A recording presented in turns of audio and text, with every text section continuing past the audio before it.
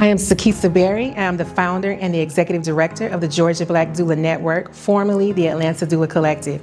We began our expansion in 2024 across the state. Our programming with the Atlanta Doula Collective was birthed in 2017, and we serviced several hundred families in that duration of time, between 2017 upwards of 2024, when we received funding to take our programming statewide. So we initiated the Georgia Black Doula Network and Training Institute to address the maternal health crisis that we're currently facing in the state of Georgia, as well as infant mortality.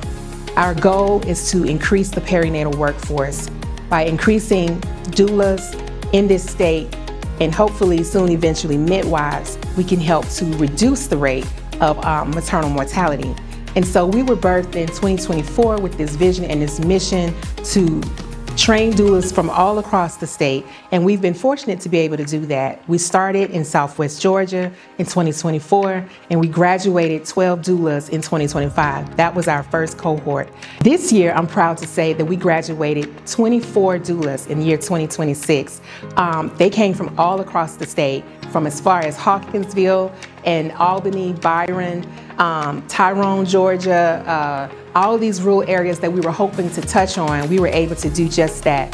And so our goal is to continue to expand this work across the state and train doulas. So if you feel called to do this work, to show up for families in labor and birth during a very transitional time in their lives, if you feel called to being a doula, check out our website, gabdn.org.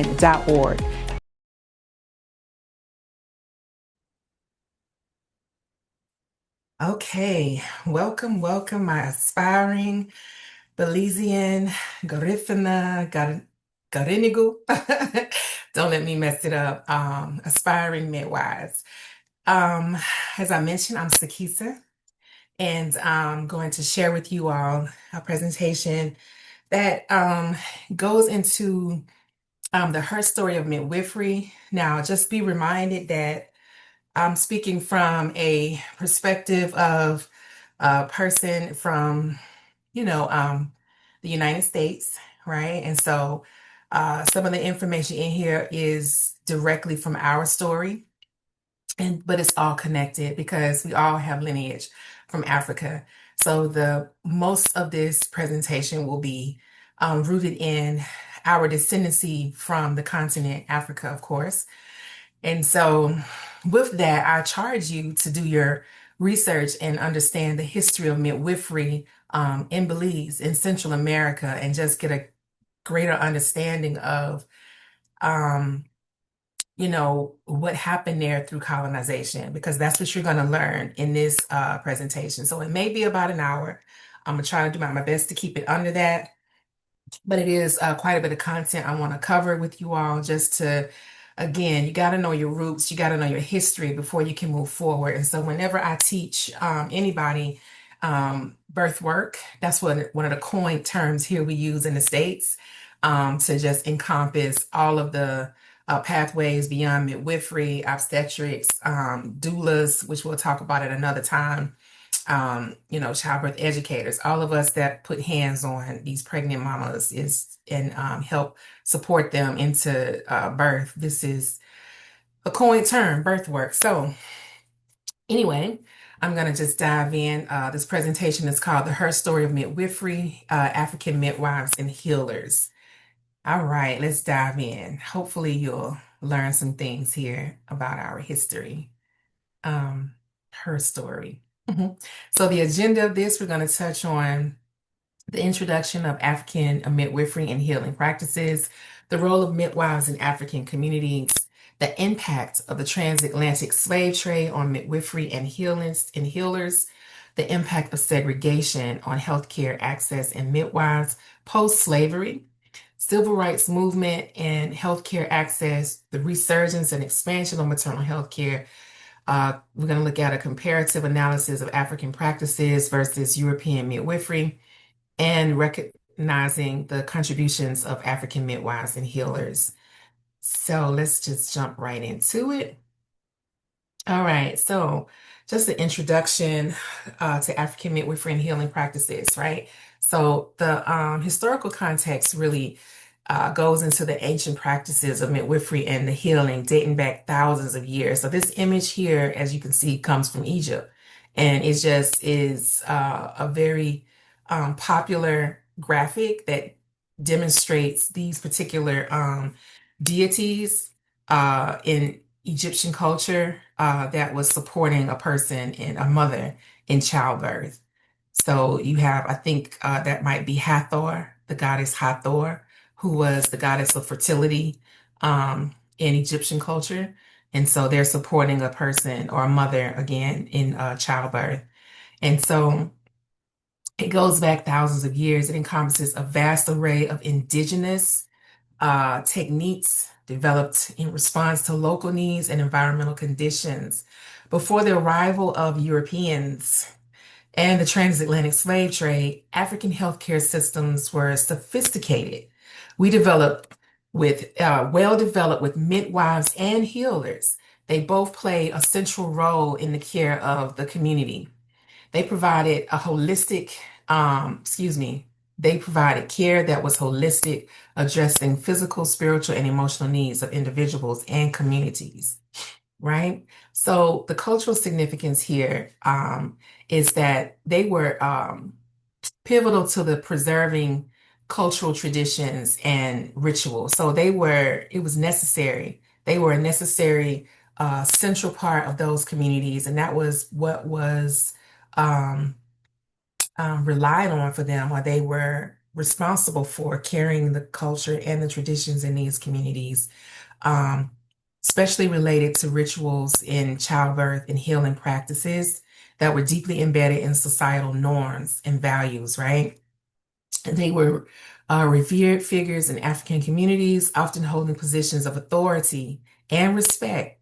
They were custodians of ancestral knowledge, right?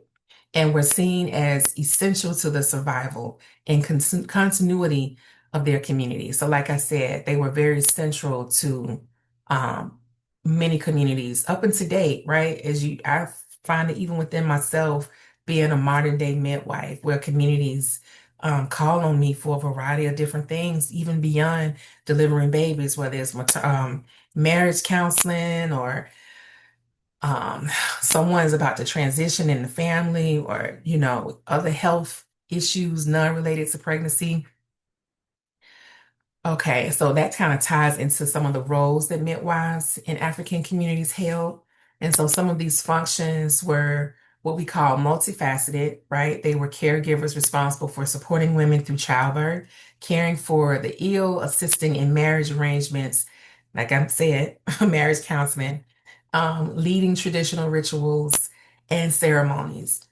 And what I want us to release here, if you have any correlation with rituals and spirituality being tied into witchcraft, I want you to understand that was very intentional. And we're going to talk about that. We're going to unpack that in this presentation and how that was a terminology that was used by the colonizer intentionally across the world to remove midwives and healers. So that's really what we're going to learn through here. You'll have an opportunity to understand how it was very strategic in removing these people from society so that they could dominate and oppress these societies. They understood the role that midwives and healers played in these communities. And so the colonizer had to be very strategic and very intentional about who they discredited, and in order to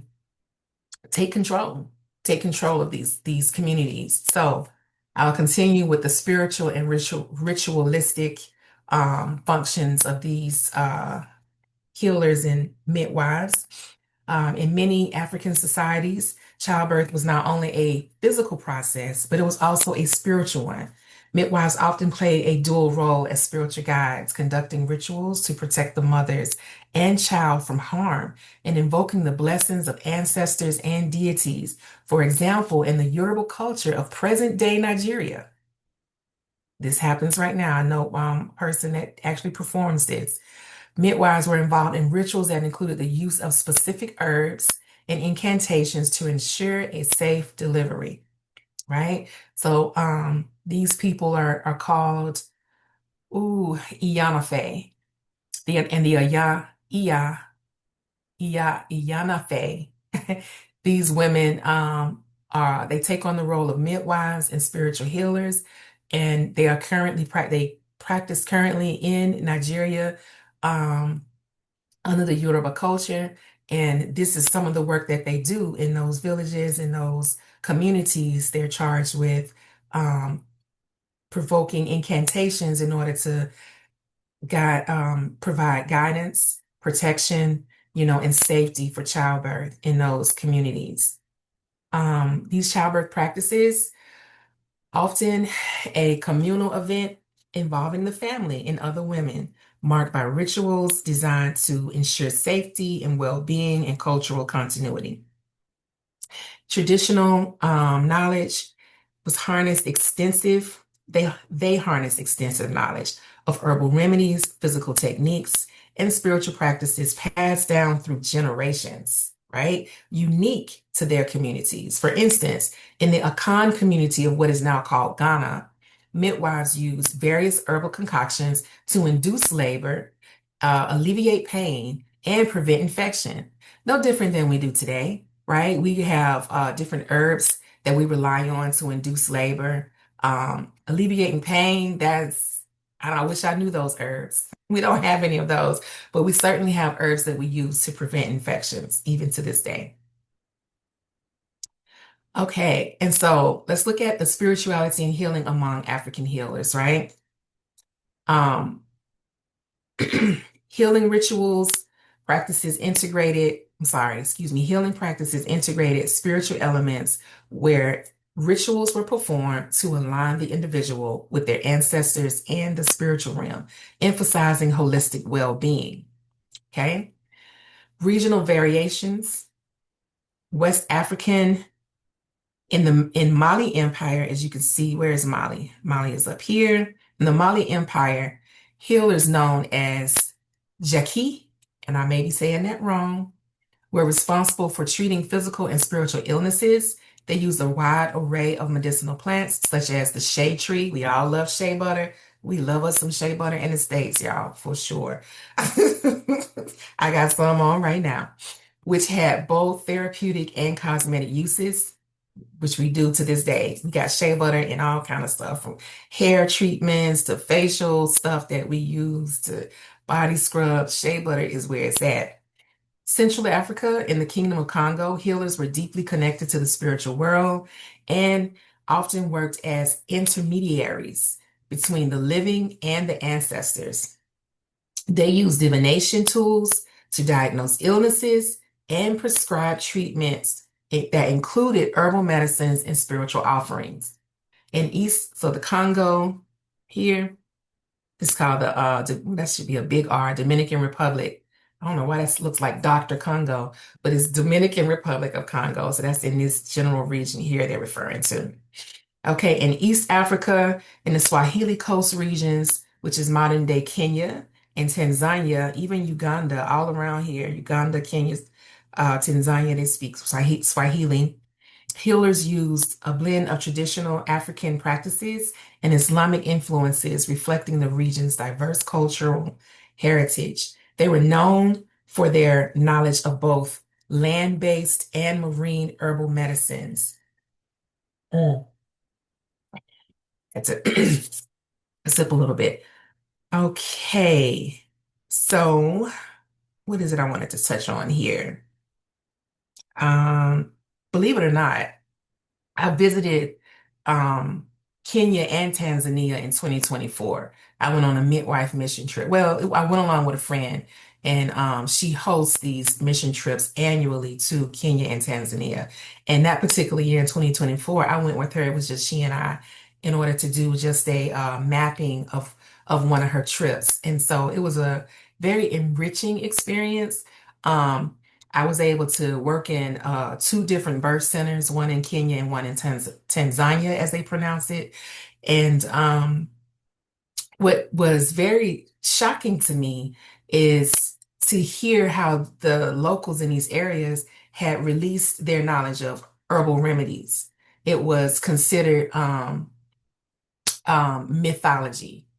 And I was just I was just astounded by that. I couldn't believe it. Like, how is it that y'all don't believe in the use of herbs? And that again was that was the Western influence.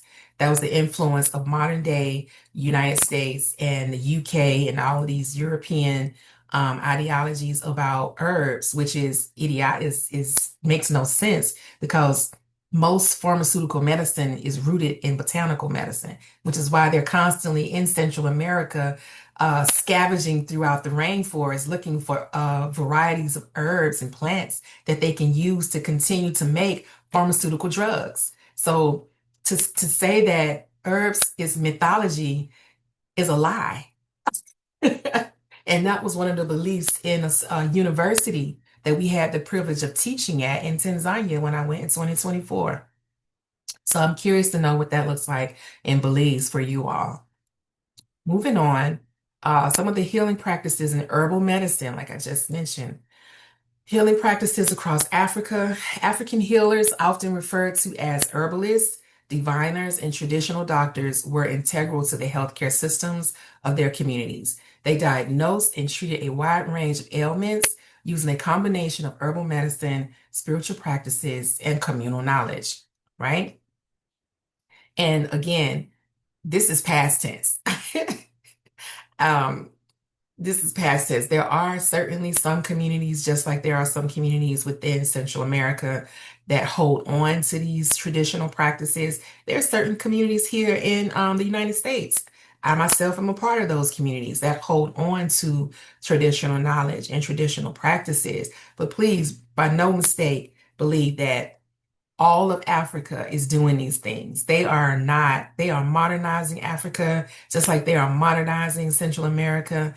And alongside that modernization, you lose a lot of the traditional healing practices. And as a result, the community suffers. And we'll talk a bit about that as well. All right, so the type of remedies incorporating hundreds of medicinal plants, herbal lists, customarily tailored remedies to the individual needs of patients, often leveraging local flora, like I said, the different botanicals growing in I'm about to say Costa Rica, but Central America that have been studied for generations. Community health, healers often acting as primary healthcare providers addressing physical ailments, mental health, and social issues through an integrative approach that strengthen community bonds.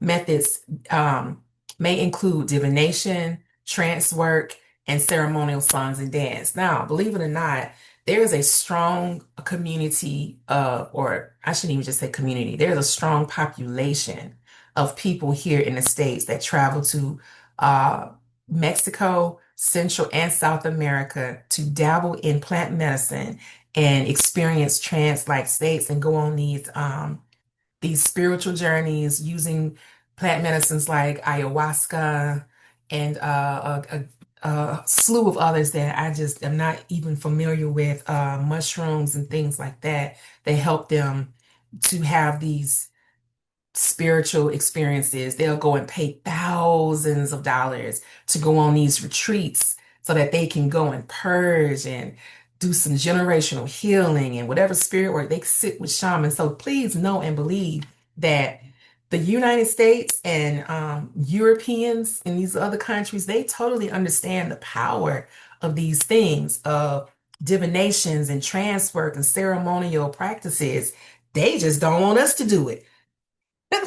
Trust, know, and believe. Google it, YouTube it, do whatever you need to do to see these pale-faced folks all up in these spaces, um, co-opting in a lot of cases our traditions, and then they tell us that it's witchcraft in order to do it.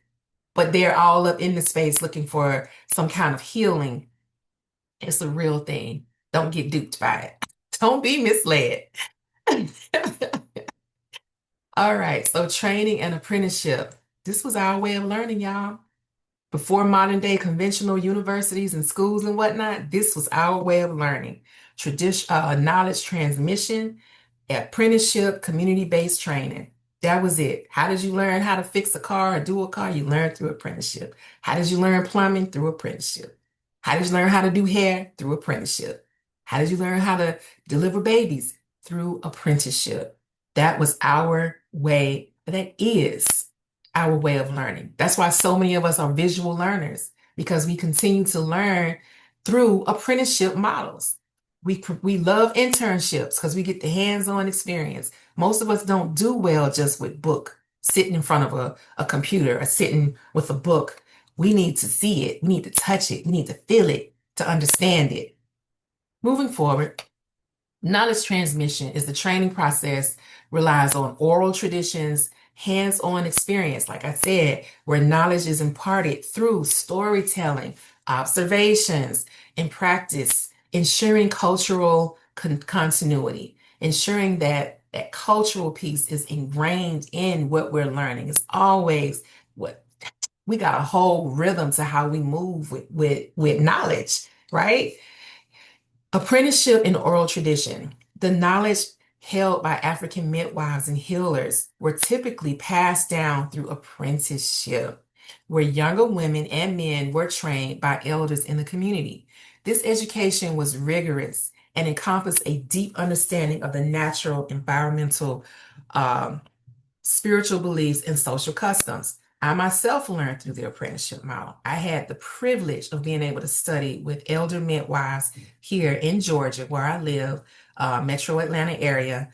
And it was about three of them that just carried me through this work for about 7 years before I graduated and becoming an independent midwife. I say graduated, but it was a ceremony that was offered for me. I should show a picture of that. I'll show y'all that one day.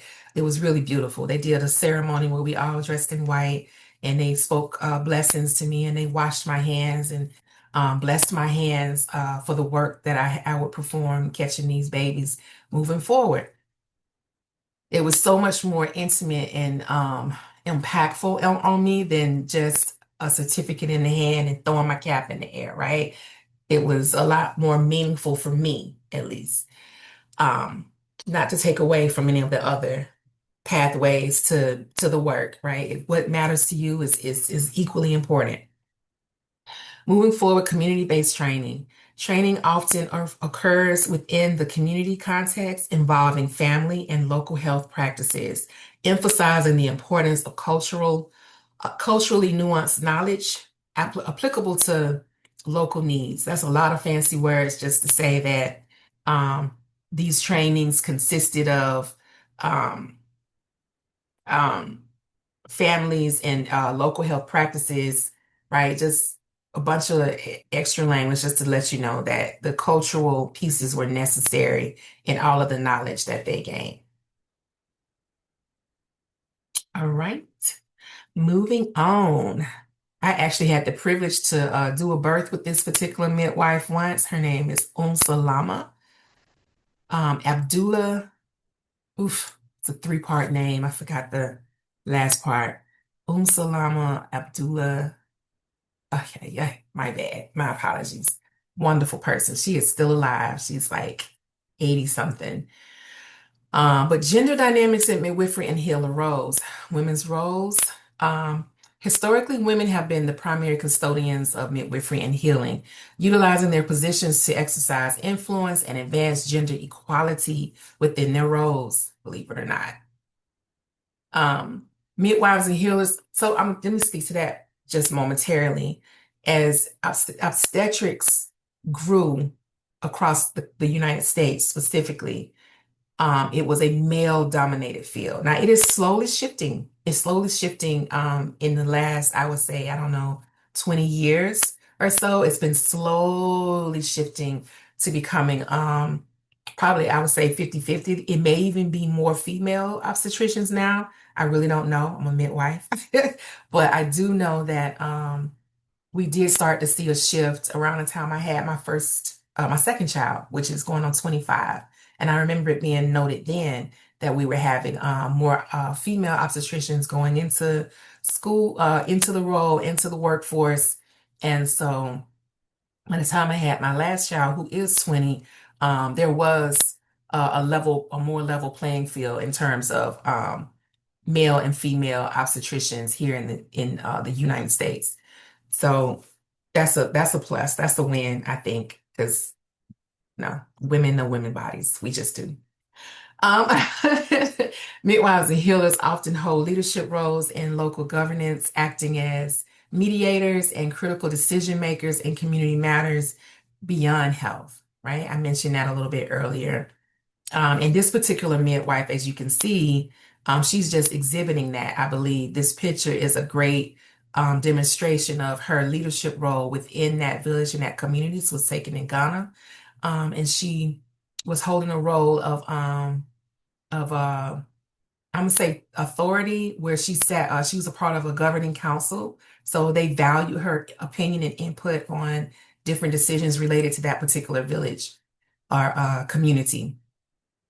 So, knowledge preservation in many African societies, women were the primary custodians of medical and spiritual knowledge, ensuring the transmission across generations. This knowledge was often kept within families or specific lineages, with midwives and healers holding significant influence in both their local communities and within broader societal contexts. I'll use, for example, Cynthia Ellis.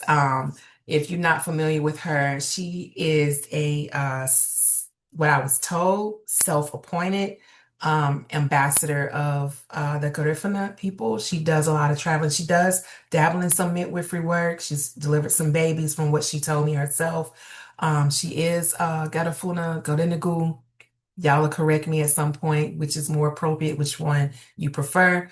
But she does travel back and forth to the US, um, advocating for the independence and for the recognition of your people, of the Garifuna people, and just the recognition of your indigenous status in Central America, specifically Belize.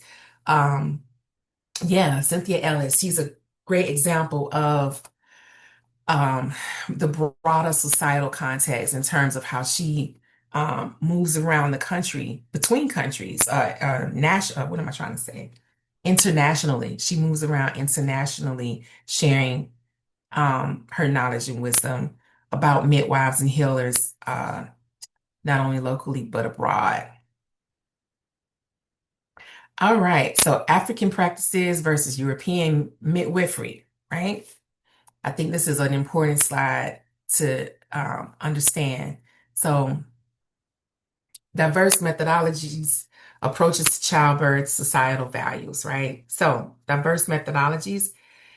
African midwifery relies on holistic, community-oriented approaches, right? We rely on that holistic, community-oriented approaches.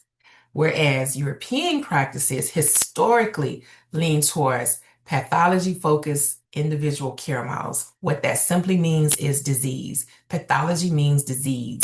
Disease-focused, but a study of diseases, basically. Pathology is the study of diseases. So it's disease-focused individual care models. They're not looking at a broader spectrum. It's individual. Um, and I think when they work in unison, they're great. It's that, but we have to understand and respect the differences. Like one can't dominate the other. They need each other. Like obstetricians and midwives need each other. We only saw this upside down in maternal health care when one decided to dominate the other and push the other out worldwide. Midwives being pushed out worldwide, y'all. Approaches to childbirth. In contrast to the solitary hospital experience that is very prevalent in European contexts or in European um, areas, African childbirth practices often embrace communal participation in support systems. And we do. We really do. And the trips that I've had the honor of doing as a midwife through the Caribbean as well as in Africa, you get to see it. It is a communal event. You're not separating this mother from her family and forcing her to birth alone, right? And that was definitely a period of time here in the US where my mother, for example, I am 50. My mother is in her late 70s, so she gave birth to me in the 70s here. And My father was not allowed in the labor and delivery room. She was in a labor room with other women, and that's where she had to labor basically by herself until it was time for her to deliver. Then they took her into the labor and delivery room, and she delivered alone. And so that's not African way. That is not our way. We are communal people. Um, Moving on, societal values. African practices emphasize continuity, spirituality, and traditions, right? While Western practices often prioritize efficiency and medicalized interventions in childbirth. And that's also why we have such a big problem. All of these medicalized interventions in childbirth aren't always necessary. If you're dealing with a normal, low risk mother, then there's no need for these medicalized interventions until we see an issue arise. If there's not a problem, leave her alone. Birth is natural. We know how to have our body like any other species in nature. And we know how to have babies. If a problem arises, then you step in. Otherwise, you leave it alone. Leave it alone. Leave it alone. All right, so we're gonna dive in a little bit on understanding how we got here with this reduction of midwives and the valuing of midwives across the world, sadly. Um, and like I said, it started, I'm not, let's just read the Crusades and the crucifixions, right? And you can find this information online. There's books that's been written about these different things, and you'll even find certain context within your Bible about how to kill witches. And those segments were implanted in your Bible, just so you know. Okay, persecutions of healers and midwives during the Roman Crusades, later in medieval Europe. Medieval, oh, that word always got to me. Medieval Europe, particularly during the Inquisition, which was the beginning of the 12th century, midwives, herbalists, healers, often women, were persecuted. They were frequently accused of witchcraft as the church sought to suppress non-Christian healing practices. Sound familiar? During the process of colonization, marked by oppression, enslavement, and forced conformity, healers and midwives were often labeled as witches and considered threats. This led to the brutal killing of many, millions, millions. And this was Black, white, Indian, Asian, didn't matter. Millions of women were murdered due to beliefs in witches and witchcraft, a practice that dates back as early as 500 BCE by the Middle Ages and the Renaissance, excuse me. Midwives and healers became common targets of witch hunts as their traditional knowledge and practices were increasingly viewed with suspicion by religious authorities, resulting in numerous executions. So, with the spread of Catholicism, with the Roman Crusades, y'all, this is when they started persecuting midwives and healers because they understood the influence these people had on their communities. And they knew in order to indoctrinate that village, that tribe, that people with Catholicism, they had to remove the midwife and the healer. They had to demonize her or him and make the people believe that these folks were doing devilish things. And so that even the people themselves would turn on these midwives and healers. And that's something sadly that we see to this day. Methods of execution. Various brutal methods were used to execute those accused of witchcraft, especially during the height of witch hunts in Europe, including burning at the stake, hanging, drowning, and pressing. So the thing with these wicked tests that these horrible men would do to women is if you survived any of these tests, then you were a witch. So basically it was a fail. So they had this one where if you could survive if you could survive these weights that they put on top of you that essentially were designed to crush you, but if you survived it, then that proved that you was a witch and they kill you anyway. They would put weights in a sack on your ankles and throw you in a lake. And if you floated, you was a witch and they would kill you anyway. And it goes on and on. There's a book that just documents the different ways that they would create to kill women specifically. And this was a lot of times they're all women. Remember, this started in Europe.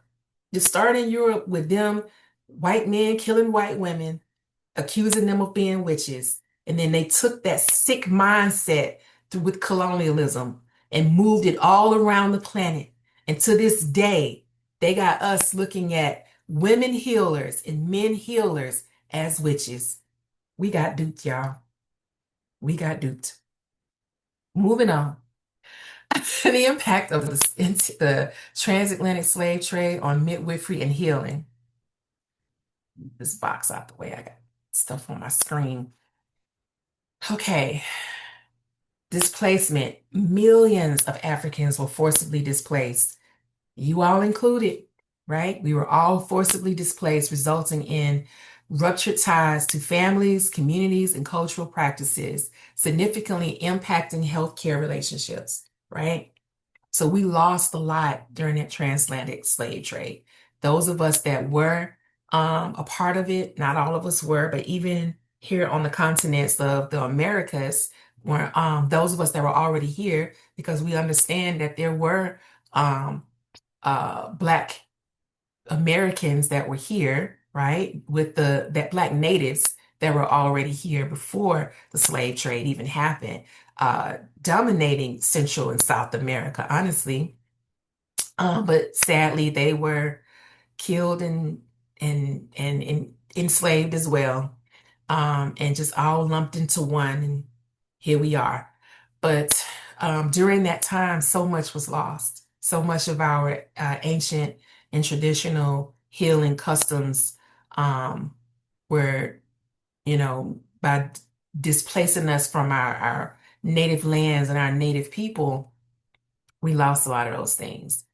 So the transatlantic slave trade led to unparalleled losses in local knowledge systems, diminishing the wisdom and healing practices integral to community health, right? That's a part of our sickness to this day. We forgot how to eat, what to eat, right?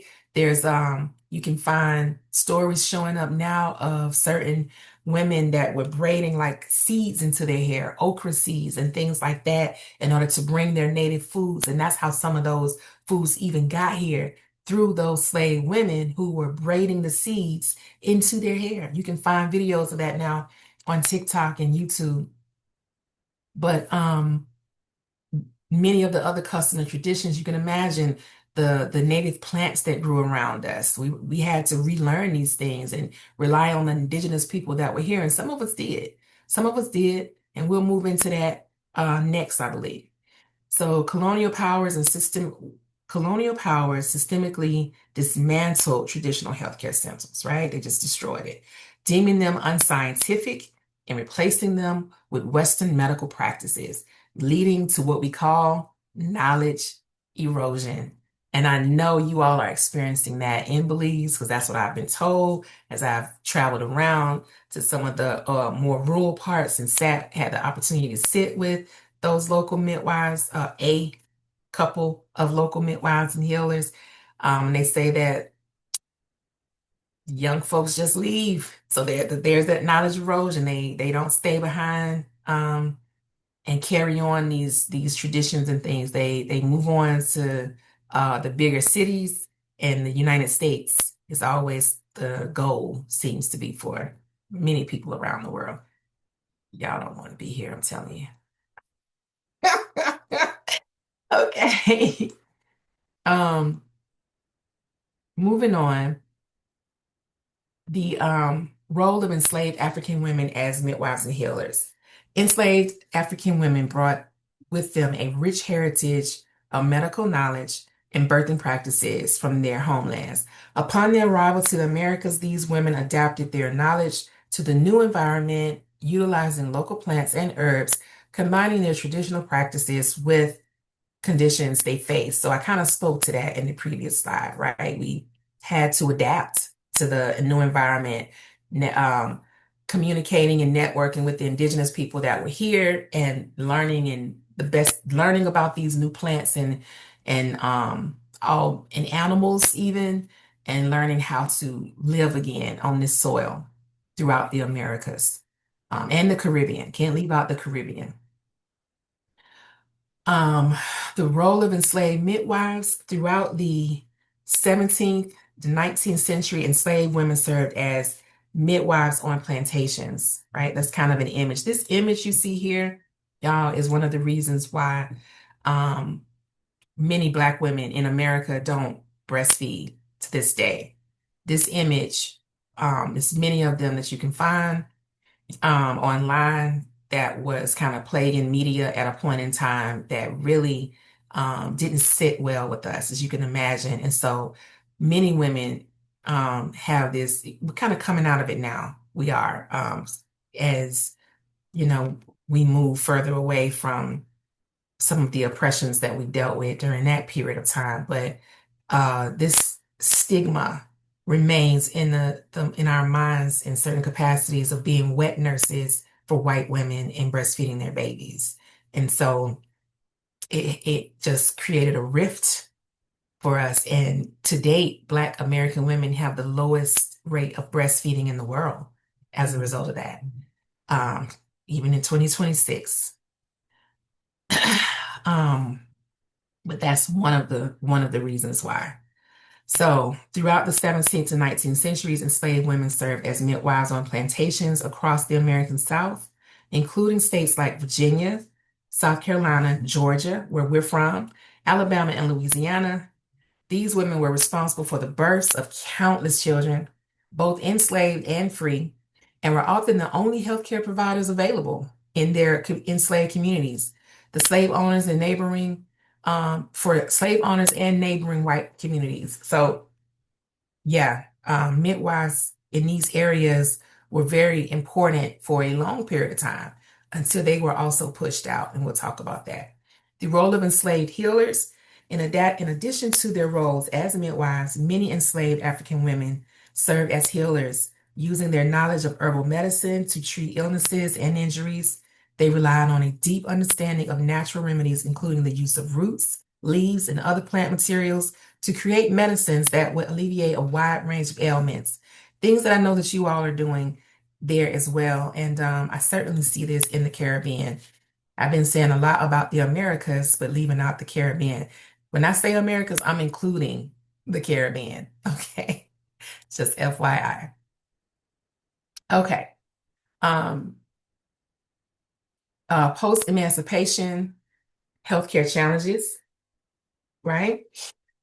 So African Americans were systemically excluded from many public services, including healthcare.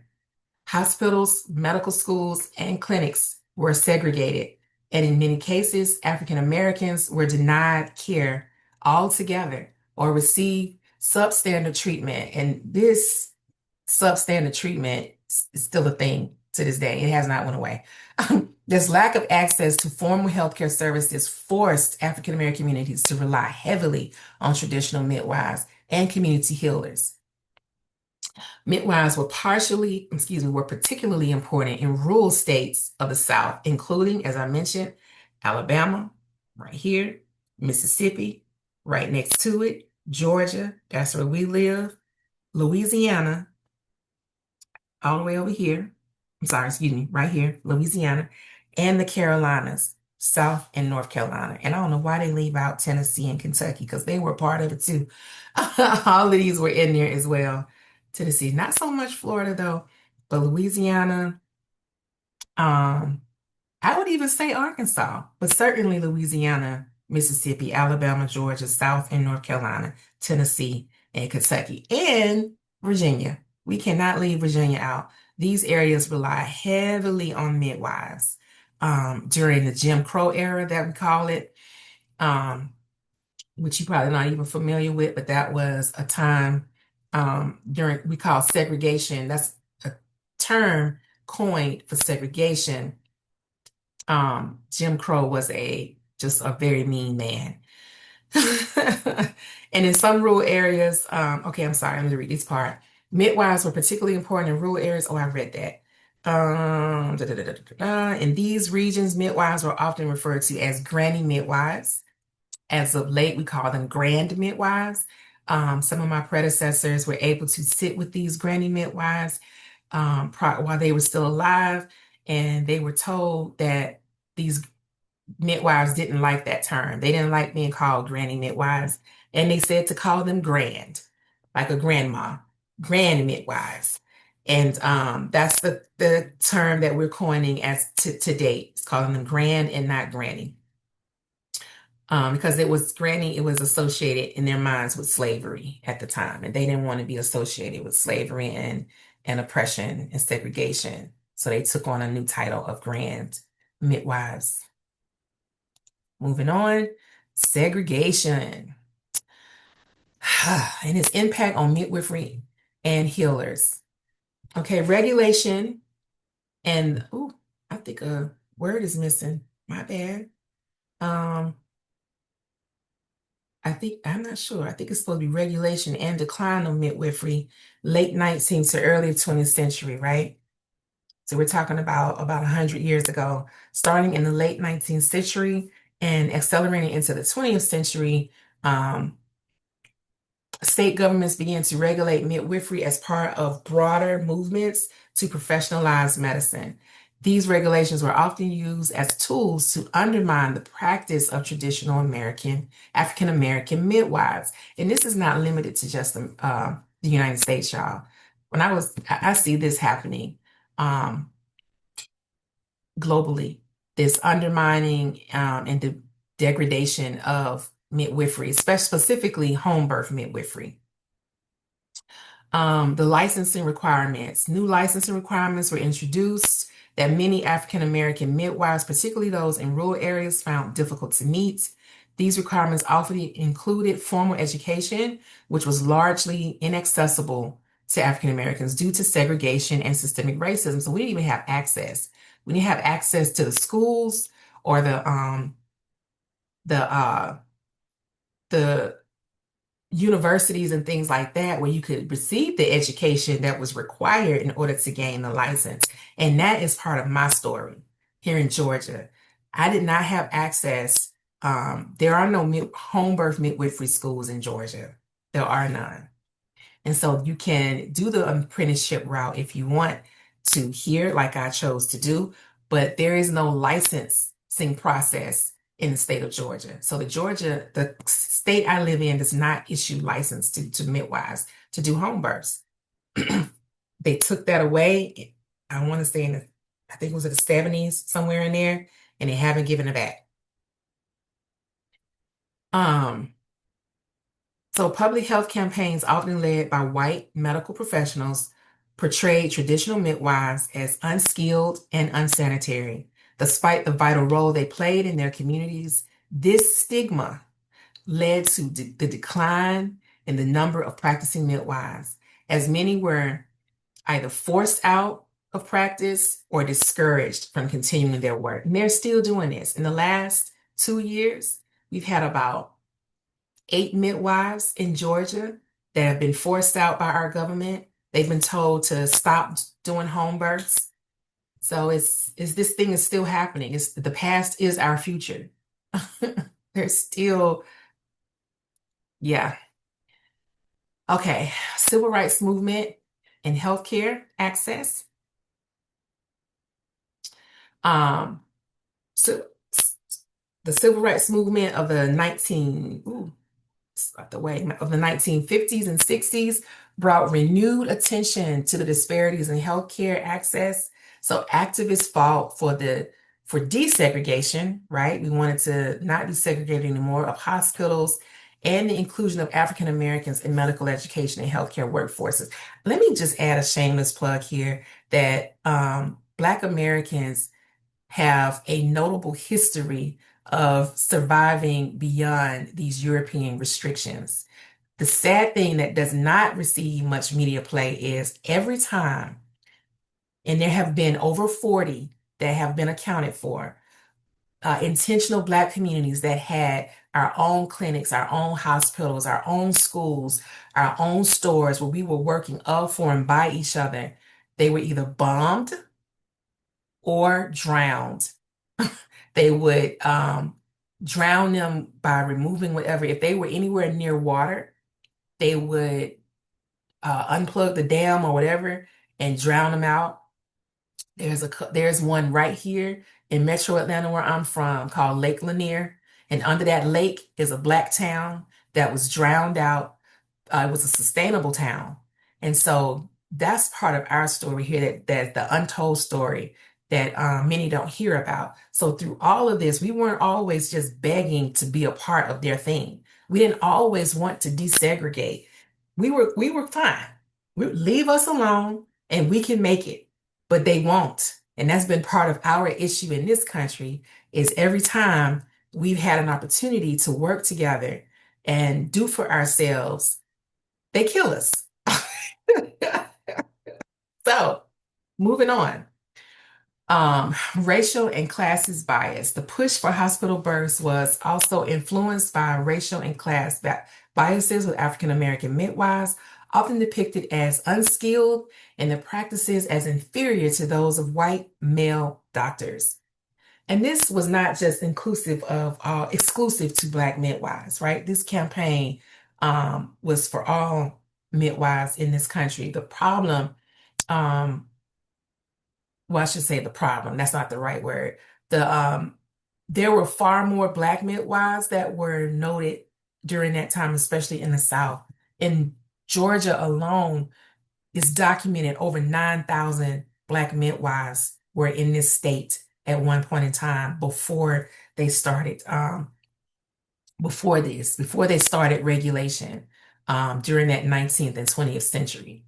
So before that, there were over 9,000 just in Georgia. And now I don't even know if we have 100 midwives in this state. And Georgia has a population of, oof, y'all, I think it's over 7 million in the state. But don't quote me on that. We could look that up at another time. All right, so these campaigns were particularly influential in urban areas and among middle and upper class white women. This stigma contributed to the decline of midwifery and midwifery as a respected profession. Right, so there is pictures and literature and things that you can find of them defame. What is it? What's the word I'm looking for? Discrediting midwives and calling them unskilled and unsanitary and nasty and witches and things like that. You can find that in some old articles here from the States during that time, to further push the upper and middle class away from home birth and into the hospitals. So loss of culturally competent care. All right. So the decline of African American midwives meant the loss of culturally competent care for many African American women. Midwives understood the specific needs and concerns of their communities and provided care that was sensitive to their cultural and spiritual beliefs. The shift to hospital births often meant that African American women were subjected to racially discriminatory practices in medical settings where their needs were not fully understood or respected. That's been proven to date. That's why we have such a horrible Black maternal health crisis in this state, in Georgia, but also within this country, because of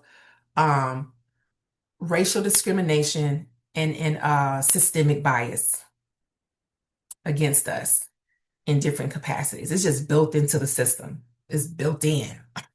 They believe that Black women don't feel pain the same way. Yeah, we'll talk about that later. So the United States, you can see here the increase of maternal death, right, since 2017 almost up into 2024. 2018 rather. I'm sorry, I said 28. I'm sorry. 2018 upwards of 2020, you will see the increase of maternal death in that time span of just 2 years. We went from a rate of 17.4 deaths within 100. So that's deaths per 100,000 live births, right? And so the increase went from 17 women, rough average for every 100,000. Now we're at 23, nearly 24. I'm gonna say now, that was in 2020. I'm certain it got worse during the pandemic. We know that. Got to get those latest statistics. The transition to hospital births did not always result in better outcomes for African American women. In fact, the medicalization of birth, coupled with the racial biases of the medical establishment, contributed to high rates of maternal and infant mortality among African Americans. Hospitals often provided substandard care to African American patients, and the loss of midwifery services exacerbated these disparities. So it just made it worse. By losing midwives, it just made it worse. I always say if you want to fix this problem, you got to bring midwives back. All right, so it's not all gloom and doom. We are seeing some things, a resurgence and expansion of maternal health care within the last few years, as the public becomes more aware of these disparities. We are seeing more, I will say before Trump, prior to Trump, we were seeing far more involvement. There was more funding available. There were more programs being developed to address this maternal health crisis across the country. Trump came in with the whole DEI rules, which DEI means diversity, equity, and inclusion. And so anything, that was just a fancy way of saying anything that's non-white. Anything non-white and even male, white male, because that equity deals a lot in some cases with gender differences, right? And so anything that's like the non-white male um centered focus is just not receiving support and funding at this time. And so it's kind of choking out resources once again. However, in recent decades, there has been a notable resurgence of interest in traditional African medicine as communities seek to revitalize Indigenous practices, particularly midwifery and doula care. And we're going to talk about the difference between the two at some point. So, particularly midwifery and doula care within African American communities. This revival is part of a broader movement to reclaim traditional practices and address the ongoing disparities in maternal and infant health outcomes. Contemporary African American midwives and birth workers often draw inspiration from the practices of their earlier predecessors, integrating holistic and community-centered care with modern medical knowledge. That piece is really what has inspired me as a young midwife to do these mission trips that I've done. I've done one in Santo Domingo, Dominican Republic. I've done one in Uganda, Mbara, Uganda, Kenya, Nairobi, Kenya, and Tanzania, Zanzibar, Tanzania. And these trips for me were encouraged by my desire to understand our traditional ways of addressing birth. And sadly, and even Belize, coming to Belize, but that wasn't necessarily a mission trip. And I've also been to Colombia.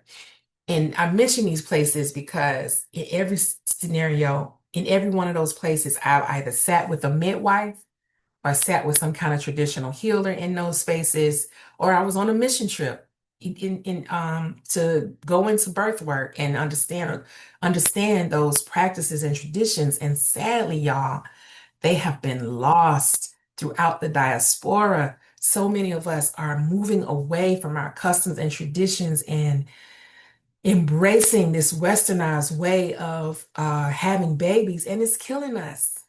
It's not helping us. I'm speaking as a Black woman in the US, in the West, and watching it happen in real time. These practices do not work for us as a people, and we have to reclaim what we've been doing for thousands of years, thousands and thousands of years, right? So I commend you all for wanting to become midwives.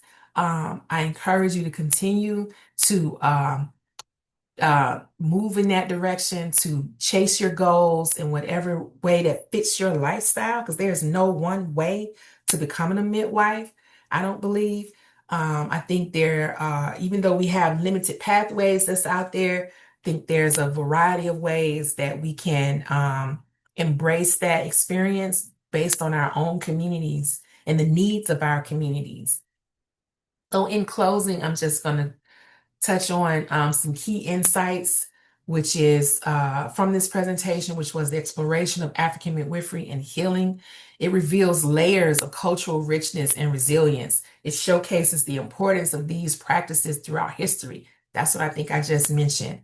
The importance of historical acknowledgement, the recognition of the contributions. We got to recognize it, y'all, of and challenges faced by these practitioners, the midwives and healers, is essential for understanding the broader health systems and cultural context. So, like I said, you got to know your roots to understand, to know where you're going, right? Sankofa is that bird, the Indinkra symbol of the bird looking back, right? You got to know your history to know how to go forward. It's been said 1,000 ways and different customs. You got to know the roots to grow a tree or whatever, but it all means the same thing. Um, you got to know where you came from and know where you're going. The future direction, acknowledging the importance of these traditions in contemporary health, must guide future policies and research, promoting integrative healthcare models, right? That's the biggest problem with the Western or the European um, models. They want to be so independent and different and um, exclusive. And it's that exclusivity that is wrong. It really is. It works better. Again, knowing your roots. I'll take it even back to the plants. Like I said, how you going to tell folks not to deal with plants when all pharmaceuticals are rooted in some kind of botanical, all of them, or some kind of organic material. If it's not coming from a plant, it's coming from an animal. So to tell folks that they shouldn't use these things that you are relying on to create your own medicine, it's just wrong. When pharmaceutical drugs themselves is an integrative model. It's an integrative um, medicine. Modern pharmaceutical medicine is in itself integrated, right? It's plants and it's synthetic stuff, chemicals mixed together to create this little pill. So if we can integrate that with pharmaceuticals, we can integrate that in our own other healthcare models as well. The West, Europe, it's called allopathic medicine or westernized medicine, what we learn here, conventional medicine. Do you know that they don't even want to integrate chiropractic care, reflexology, acupuncture, massage, aromatherapy, all of these things that have been around forever? No, our conventional universities will not integrate these natural healing modalities into their sciences. Anyway, I could sit on this soapbox forever. I would love to hear from you all when we meet again. Hopefully you made it to the end of this. Congratulations if you made it to the very end of this presentation. And my charge to you is to understand your history in Sandbite, understand your history in Placencia, understand your history in Belize in terms of midwifery and healing, understand what happened to them. Are they still around? Were they impacted in any ways? Are there any parallels in our story here in the United States and in Central America? Are there any parallels in how midwives and healers were attacked and pushed out and replaced with conventional hospitals and medicine? Are you seeing that same trend? When we meet again, these are some of the things that I would love for us to unpack and discuss together before we move forward. So with that, I'm going to close out. Peace and blessings.